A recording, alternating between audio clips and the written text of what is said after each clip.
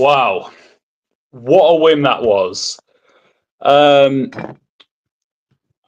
so for this stream, the idea is I'll do 50 minutes if I don't get any interaction here, but if I do, I'll continue on the stream for longer. And for those watching on the replay, do get your thoughts in throughout. What a win that was. We go into this game, both sides have won every game. Porto haven't conceded a goal before this game. However, Sporting CP were ahead because of goal difference. But going into this game, when I saw the lineup that Rodri Mora had started, which I think that was two changes from that the last game. Of course, Francisco Mora came back in as the first choice left back, at least for now. And then Rodri Mora came in. And I was wondering, this could be a risk. But that being said, it didn't turn out so bad. First half, first half was brilliant to watch. Even though there were no goals, I think both teams did have their chances. Porto, I'd say, were the better in terms of chances created because I felt like they tested the defence and the goalkeeper more than Sporting CP did. A few shots that were saved, a few that were narrowly wide. And one moment in particular, right at the start, just after kickoff, went to Costa. Most of the Porto team were flying forward. Costa launched it long. It eventually found its way to Boya Sainz, who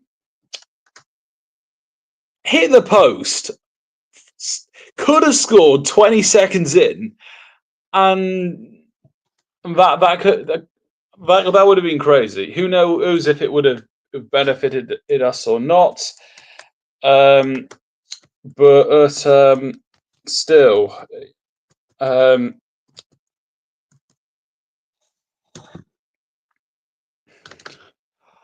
but yeah, I was just sharing this stream to Discord. Of course, I will be bringing up comments throughout. But okay, I think I've done with the sharing. So and then I feel like most of the chances Sporting CP had, our defence did well at blocking them. Not much trouble. The main exception being who lost the ball near to the halfway line. Sporting CP counterattacked, and Alberto Costa to the rescue, made that block, which went to a corner, and I thought, because I would have taken a draw, or I probably would have taken a draw, or unless we were robbed or blew away a lead or something like that. But still, it was fine going into halftime break, but there was the worry that Sporting CEP could score their next chance in the second half, and of course having a better shot efficiency for that time, and then that would then go on to affect the game. But even though I think they had an early chance, what followed within the 60-something minute mark, and cheers to the goals and the win as a whole. I'm remembering that second goal more, which I will be forced to get to in a second. But the first goal, it came from, I think, a free. I think the build up on kind of. I've had four. This is my fourth Super Block. So forgive me if I'm not remembering certain things correctly, but I was wondering if the first goal started from a free kick on the halfway line. I think it was the second goal, but it's possible the first one might have been something similar. But anyway, what eventually followed was Alberto Costa with the ball running and down the right into the centre in the penalty area, put a pass across. Luke De Jong scored. What a moment! His first goal for the club, and it's even if he is arguably a washed striker or was never really that good outside of the Netherlands, there was almost no way he was going to miss that. Had a tap in very close to the goal line, and did he did tap it upwards, which who knows, that could have potentially not hit the target, but he put it into the roof of the net. Brilliant moment. And then what followed was some disgusting scenes from Sporting CP fans behind the goal, most of whom were angry, but there was a minority that took it too far. At least two of which were throwing lighters. One of which hit Zaidu Sanusi in the face, who came on as a sub for Francisco Mora, and that delayed the game a bit.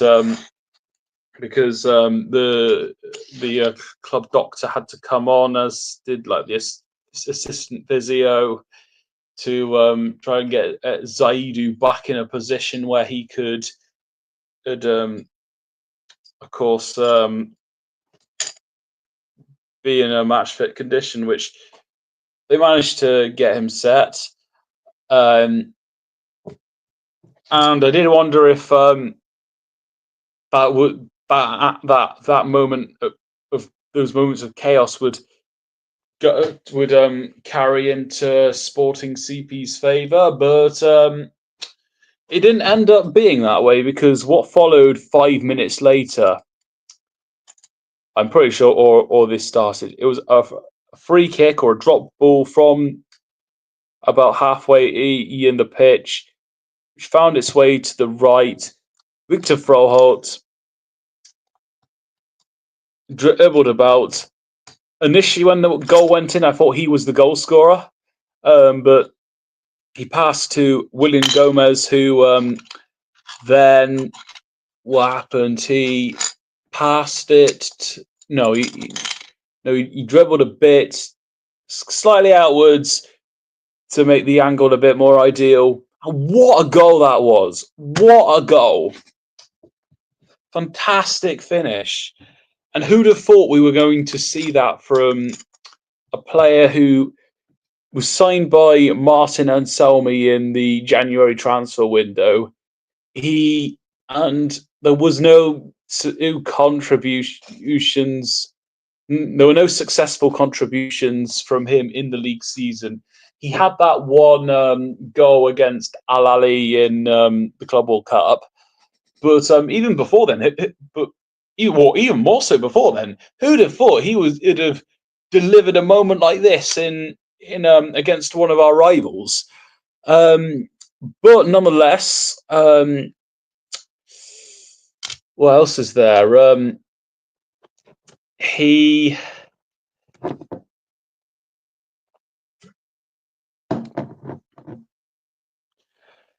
I the main other thing to say is with this wonder goal against Sporting CP and previously against Casapia, I think he might find his way into being one of the main wingers, and Pepe might either have to be a bench player or have to find his way in the team somehow. Although, to be fair,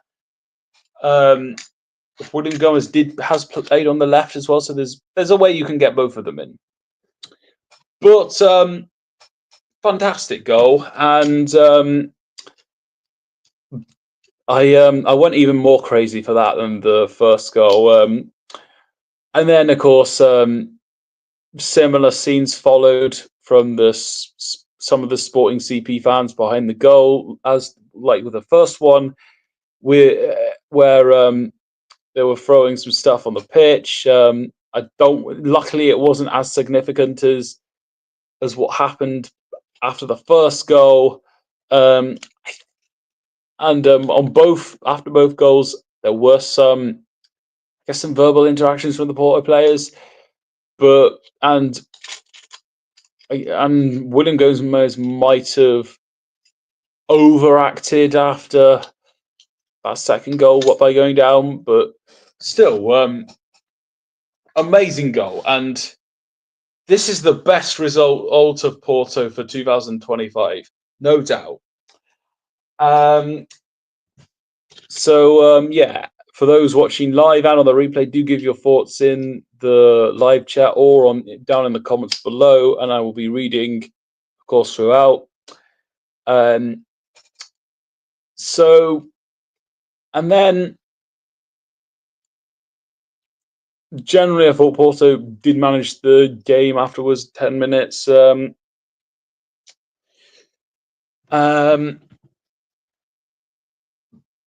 Sporting CP did start to have some chances, most of which whenever Costa was called upon, I think barring the goal, even then, I didn't get a clear view to see whether he had any fault in it or not.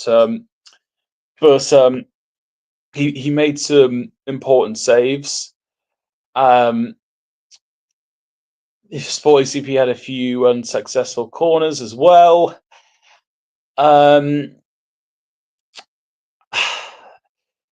When Perpich came on and Samu, both of them came on at the same time, and also earlier, Rodri Mora had been subbed off quite early. So eventually came a point where Porto went to a 5-3-2, which did concern me a bit because it invited some pressure. What happens if Sporting CP go away, get an equaliser? But there are some benefits, and Porto managed to get the results. As for the goal, there was a bit of a scramble, which then eventually went on to Nohan Perez having the last touch for the own goal. And but still, for the most part, I felt okay. But in the last 5 minutes of added time, then I did get worried, especially when there was the corner from when Sporting CP had that corner in like the 93rd minute. That was worrying. And another thing worth talking about was the referee didn't have a good game. He got away. He got away in a few passes a few times, so there had to be restarts. There was some questionable refereeing decisions, like booking Boya Sanchez, no, not Sanchez, Boya Sainz for that moment with Samoka Camosa. That I think he plays at left back for Sporting CP. He basically. So Boya Sainz did move his elbow at him, but the guy went down very, very theatrically. It was almost definitely a dive. But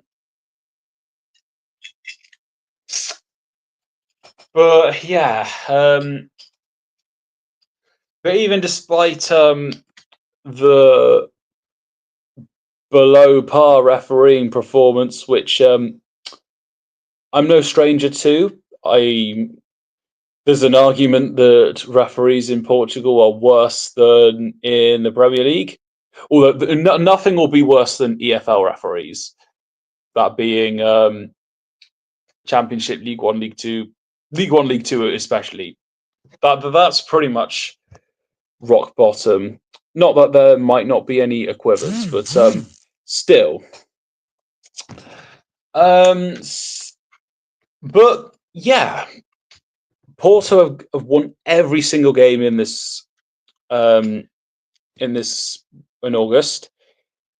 Although it was a fantastic performance, especially the first 70 minutes.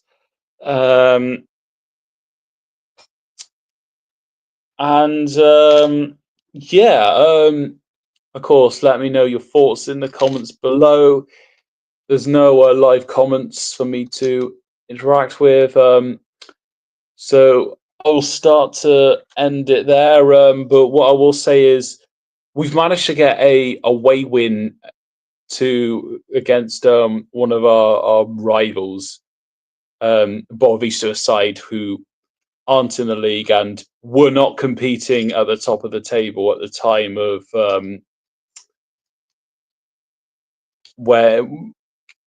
during the last two seasons.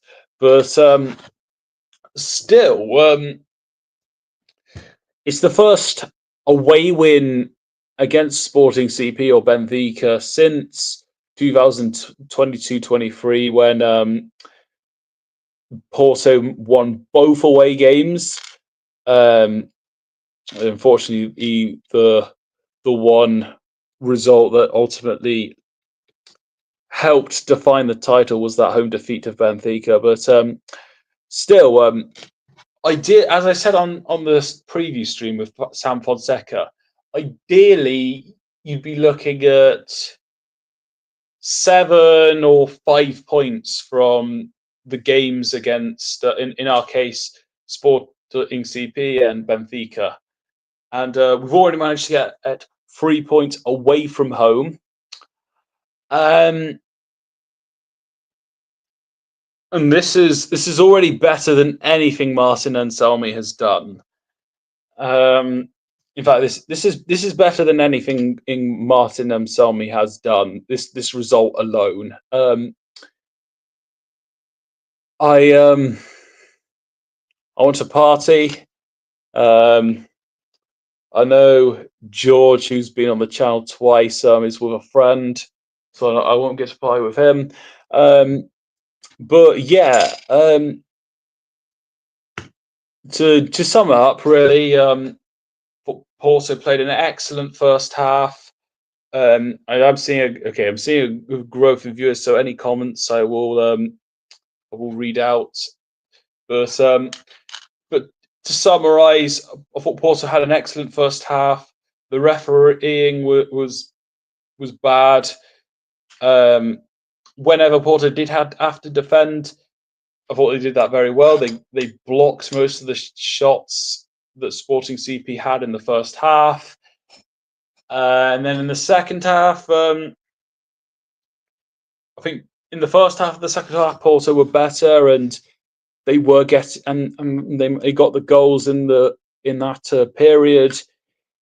De Jong with the finish, and Gomez with the wonder goal, and then Sporting CP did have the better of the attacking chances, but were still subpar overall. So yeah, Porto definitely deserved the win. Very happy with this. 4 wins from 4 in August, going into the international break with a 100% record, top of the league, if I'm correct. I mean, I can check.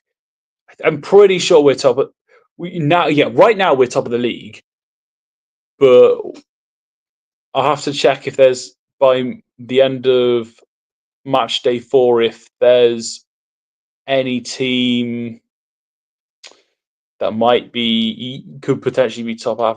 But anyways, it's perfect. 4 games, 4 wins, 11 goals, just 1 conceded, and that, of course, was away to the league holders, which we managed to get a win in. But this is very, very promising when we play the home games against Benfica, Sporting CP. We're in a great position to potentially go on and win in the title. What can we do next from there?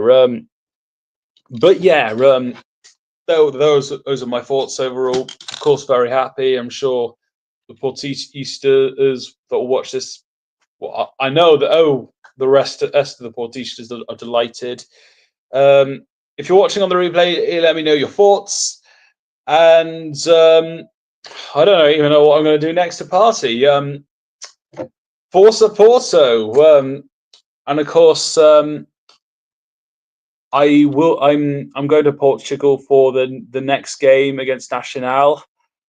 Content wise, I haven't really decided, although I won't be doing a preview for that. But yeah, thanks for everyone for tuning in. All interaction and is appreciated and would very much help the channel. We're going to grow this and help do some bigger and better things. And in the meantime, Forza Porto.